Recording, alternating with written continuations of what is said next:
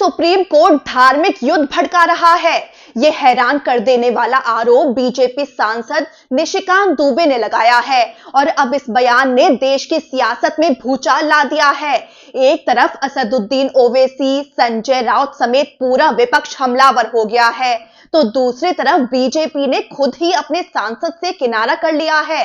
निशिकांत दुबे के बयान पर किसने क्या बड़ी बातें कही, आपको बताते हैं।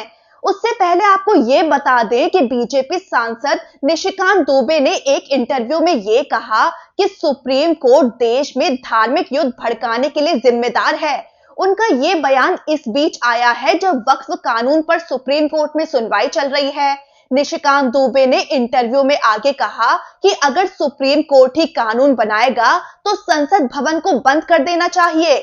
इतना ही नहीं, उन्होंने सीधे तौर पर मुख्य न्यायाधीश संजीव खन्ना पर आरोप लगाते हुए कहा कि देश में जितने भी गृह युद्ध हो रहे हैं उसके लिए वही जिम्मेदार हैं। इस बयान के बाद विपक्ष ने तीखा हमला बोल दिया। एआईएमआईएम प्रमुख असदुद्दीन ओवैसी ने मीडिया से बात करते हुए बीजेपी को ट्यूबलाइट कहा और सवाल किया कि क्या आप लोग जानते हैं कि संविधान का अनुच्छेद 142 क्या है, जिसे बाबा साहेब अंबेडकर ने बनाया था।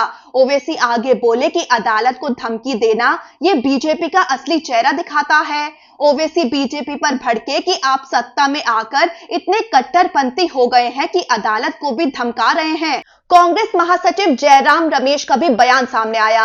वो बोले कि संवैधानिक पदों पर बैठे लोग, मंत्री और सांसद सुप्रीम कोर्ट को कमजोर करने की कोशिश कर रहे हैं। उन्होंने कहा कि बीजेपी का मकसद न्यायपालिका की शक्तियों को खत्म करना है। वहीं निशिकांत दुबे के बयान के बहाने संजय राउत ने तो पूर्व सीजेआई चंद्रचूड़ पर निशाना साध दिया। शिवसेना यूबीटी नेता संजय राउत ने निशिकांत दुबे के बयान को भुनाते हुए पूर्व सीजेआई डीवाई चंद्रचूड़ पर सवाल उठाया। संजय राउत बोले कि शायद निशिकांत दुबे जस्टिस चंद्रचूड़ के उस फैसले की बात कर रहे हैं जिससे संभल में दंगे हुए थे।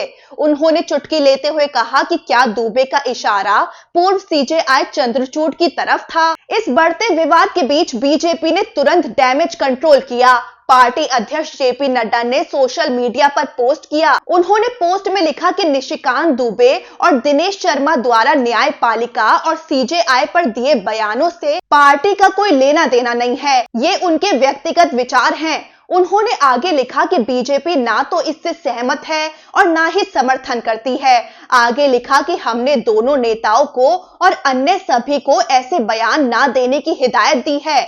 बीजेपी हमेशा से न्यायपालिका का सम्मान करती रही है, लेकिन बड़ा सवाल ये उठता है कि जब सांसद की कुर्सी पर बैठा कोई नेता सुप्रीम कोर्ट को धार्मिक युद्ध करने जैसे गंभीर आरोप लगाए तो ये सिर्फ बयान नहीं, देश के संविधान, न्यायपालिका और लोकतंत्र पर सीधा वार है। और फिर पार्टी कहे कि ये उनके निजी विचार हैं।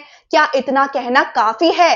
क्या लोकतंत्र के सबसे बड़े स्तंभों पर इस तरह की बयानबाजी को यूं ही जाने देना चाहिए या फिर सख्त जवाबदेही जरूरी है?